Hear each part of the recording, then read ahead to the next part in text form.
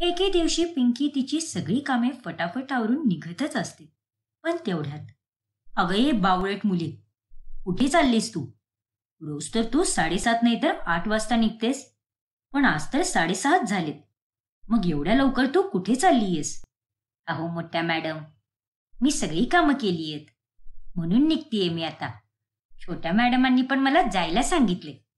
"नाही नाही, या घरामध्ये तुझ्या छोट्या मॅडमांची नाही, तर माझी चालते. आणि तू आता कुठेच नाही जाणार." "हे काय बोलताय मॅडम? असं नका ना करू. उद्या माझी एक्झाम आहे आणि मला त्याचीच तयारी करायची आहे. आणि म्हणूनच मी सगळी कामं पण पटापट आवरली आहेत. आता तरी मला जाऊ द्या ना." "अगं गप्प बस. लई आली मोठी एक्झाम देणारी. बावळट कुठली." "अहो काय झालं आई? जाऊ द्या ना पिंकीला. उद्या तिची एक्झाम आहे."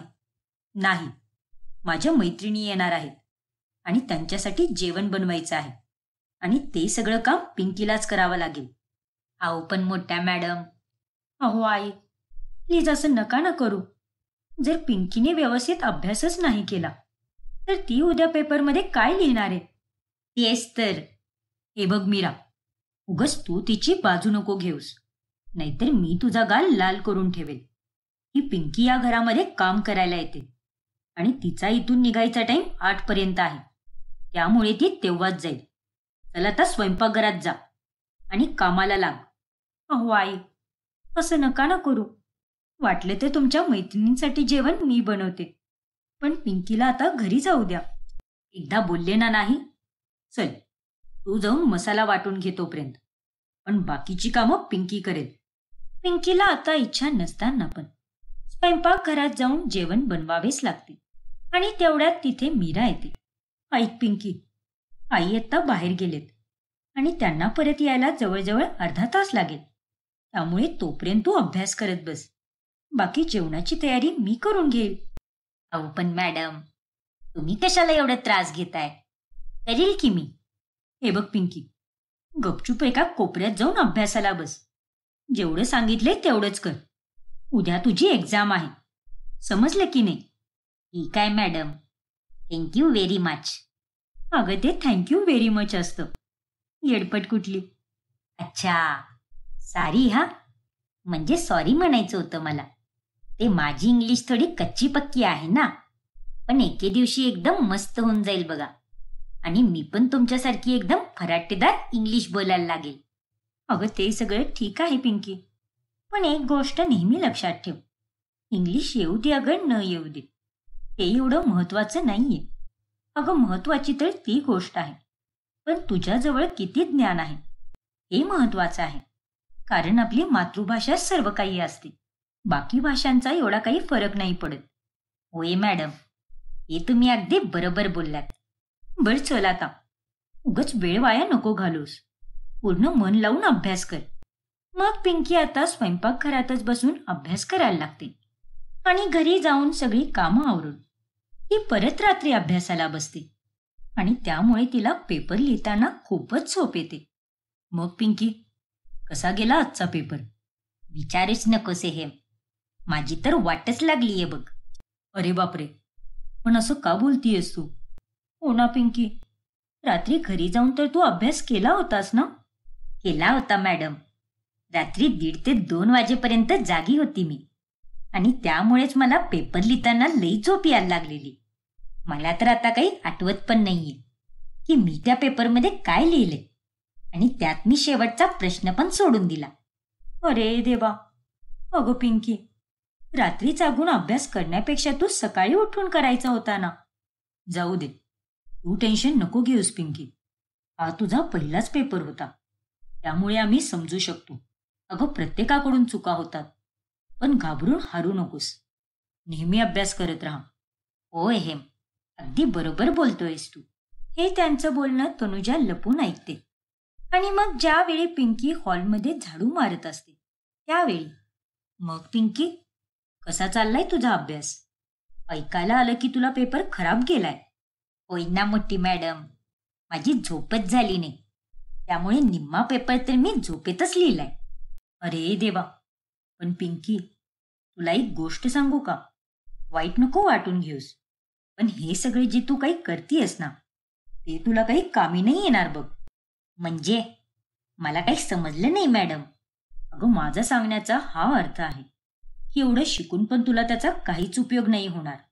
कारण आता तुझं वय झालंय आणि तुझं शिक्षण होईपर्यंत तुझे किती वर्ष निघून जातील आणि त्यानंतर तुला नोकरी मिळेल की नाही त्याचा पण काही भरोसा नाही. काय? हो मग. आणि त्यातल्या त्यात तुझा अभ्यास आता एवढा अवघड पण नाहीये. पण जसं जसं तू पुढच्या वर्गात जाशील तसा तसा तुझा अभ्यास अजून अवघड होत जाईल आणि हे सगळं करणं तुझ्याच्याने शक्य नाहीये. म्हणून बोलतीये आत्ताच सोडून दे. कशाला एवढी झंझट करतीयेस? अहो पण मॅडम. तेवढ्यात तिथे मीरा येते. अहो आई, तुम्ही का तिला घाबरवताय? आणि पिंकी, असं काहीच नसतं.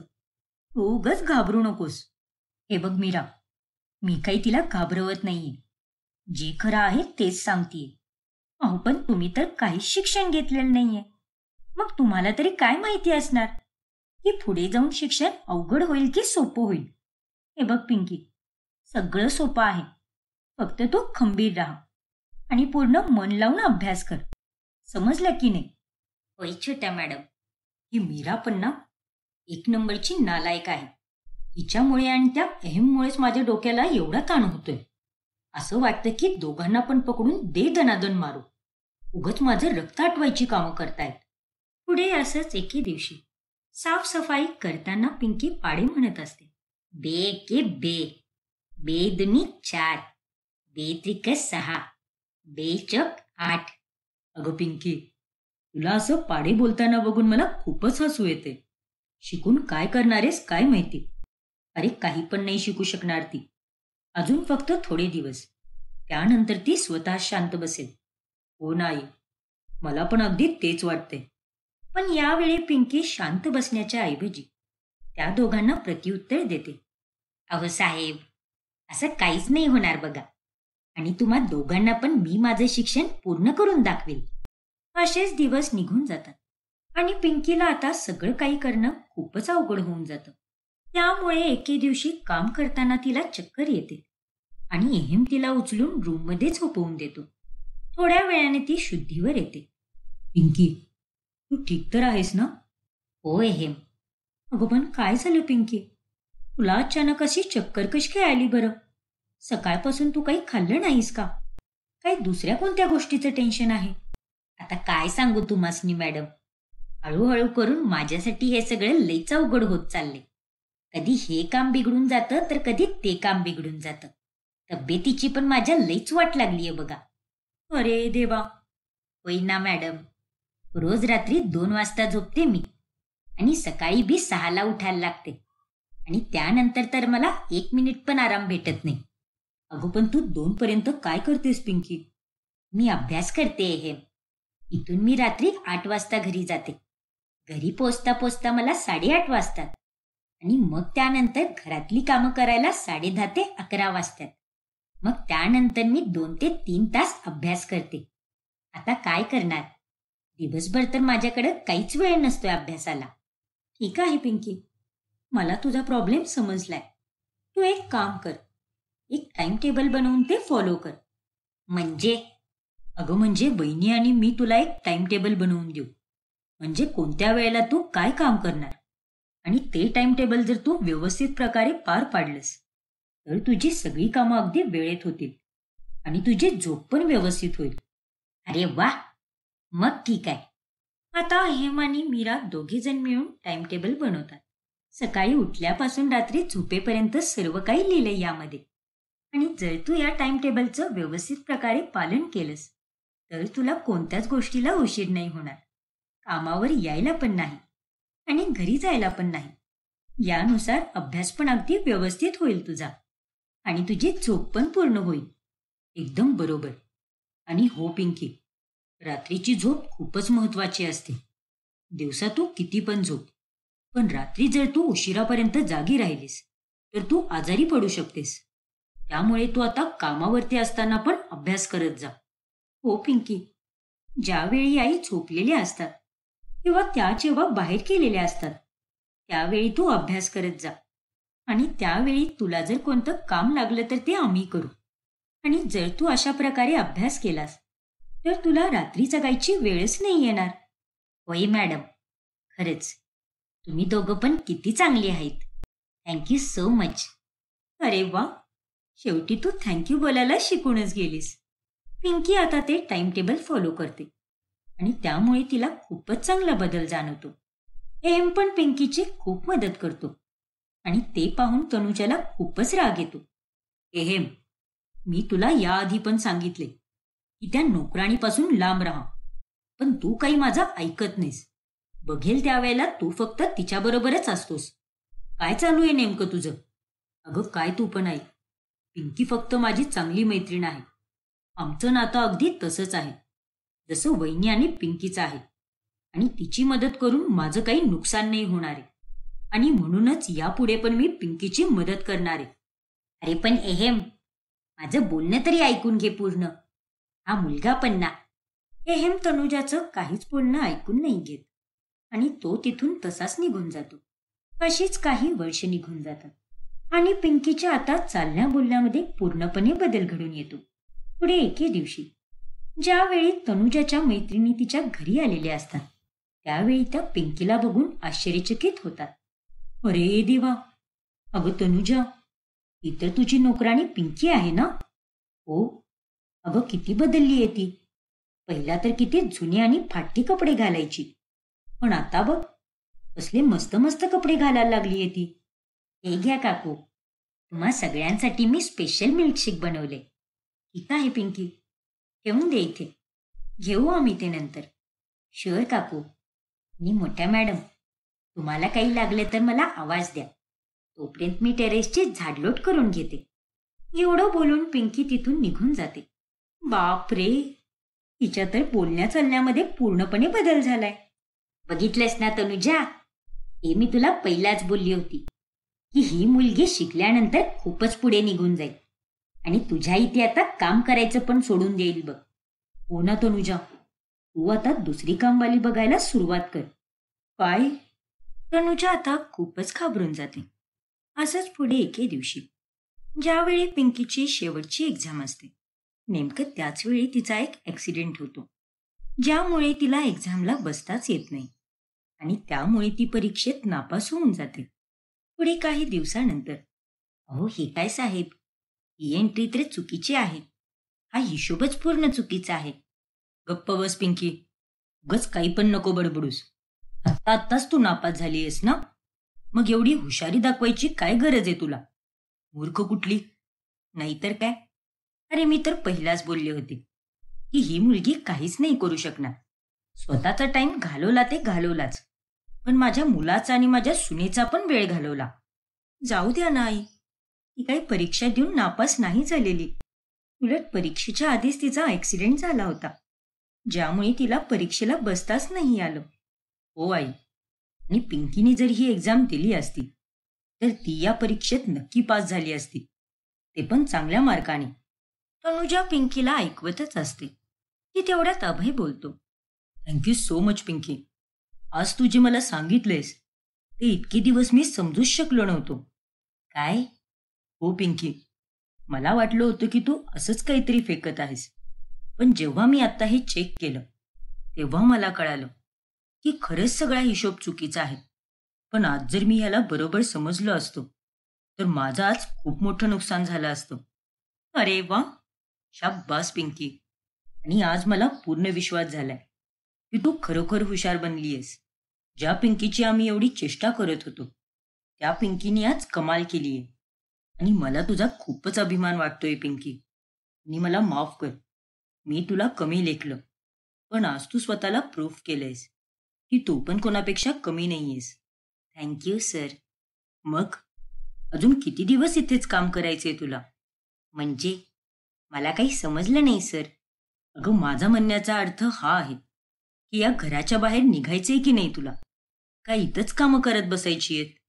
निघायचं तर आहे सर, पण मला आता काम कोण देणार?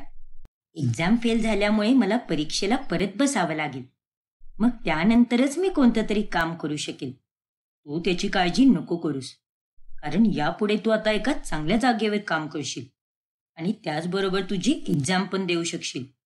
काय? पण हे कसं काय शक्य आहे? माझ्या कंपनीत काम करून? हो पिंकी, तुझ्यासारखी लोक जर माझ्या कंपनीत काम करायला लागतील तर माझ्या कंपनीची खूपच प्रगती होईल. खरेच सर? हो पिंकी. हे ऐकून तनुजाला अजूनच राग येतो. अभय, अरे तू काय वेडा झाला आहेस का? जर ही पिंकी तुझ्या कंपनीमध्ये काम करायला लागली तर घरची कामं काय तू करणार आहेस का? मूर्ख कुठला! हिला इथेच कामं करू दे. नाही आई, आता ही तिची जागा नाही राहिली, कारण हिला आता मोठ्या पोस्टवर काम करायची गरज आहे. याआधी तर ती काहीच शिकलेली नव्हती आणि त्यामुळेच ती घरकाम करत होती. पण आता लिहिता वाचता येत असल्यामुळे ती आता कुठे पण काम करू शकते. हो आई, दादा अगदी बरोबर बोलतोय. आणि आई, तुम्ही जरा तुमचे विचार बदला. हो आई, पहिला मी पण हिच्याबरोबर तुझ्यासारखंच वागत होतो. हिची किती थट्टा करत होतो, कमी लेखत होतो हिला. पण ही पिंकी एक नोकराणी असून पण एवढी मेहनत घेतली आणि शेवटी तिने करूनच दाखवलं. किती कमालीची जर्नी आहे तिची. तिच्याकडून तर आपल्याला प्रेरणा मिळाली पाहिजे. पण अभय, नाही आई, ही मुलगी जर एका छोट्या जागेतून येऊन एवढी बदलू शकते तर तू तर किती चांगल्या जागी राहतेस. मग तू स्वतःला का बदलत नाहीयेस? प्लीज आई, आयुष्यात थोडं पुढे जा. स्वतः पण खुश राहा आणि दुसऱ्याला पण राहू दे. ठीक आहे अभय, तू बरोबर बोलतोयस. आणि पिंकी, मला माफ कर. मी तुला नेहमीच कमी लेखलं, तुझा तिरस्कार पण केला. पण आज माझ्या मुलाला तूच मदत केली आहेस, ज्यामुळे त्याचा खूपच फायदा झाला. धन्यवाद पिंकी. जा, जग तुझं आयुष्य. थँक्यू मोठ्या मॅडम. आणि तुम्ही कामाची काळजी नका करू. माझी एक मैत्रीण आहे कोमल, ती पण अगदी माझ्यासारखंच काम करते. मी गेल्यानंतर मी तिला इथेच कामाला लावून देईल.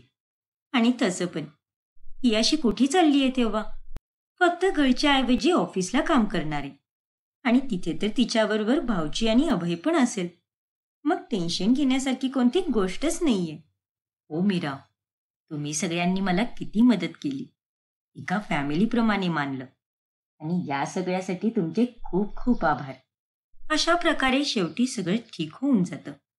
आणि पिंकी आता अभय आणि एम बरोबर एकाच कंपनीमध्ये काम करायला लागते आणि ती तिच्या आयुष्यात खूपच प्रगती करते.